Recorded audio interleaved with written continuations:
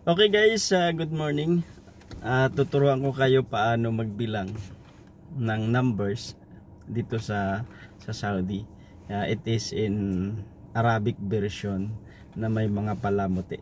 Okay, pag sinabing 1, that is Wahid. So, kung i-apply mo siya, oh Mr. Wahid. So, madali lang siyang tandaan, di ba? Pangalan ng tao. Number 2 is Itnan.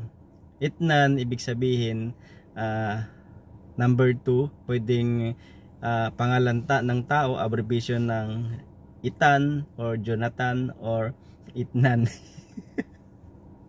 So, number 3, that is talata. So, talata, so madali mo ring tandaan kasi pwedeng pangungusap, talata, saknong, or sa Pilipino na subject. Okay, di ba? Then, number 4 is arba. Parang sayaw, parang siyang sayaw na arriba, arriba, o di ba? Ano ba 'yan mga ano na to?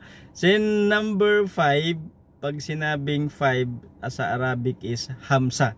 So pwedeng breakfast. Oh, kain na, may hamsa, lamesa. Okay guys, next video is 6 to 10 naman. Yan lang muna. Okay, bye-bye.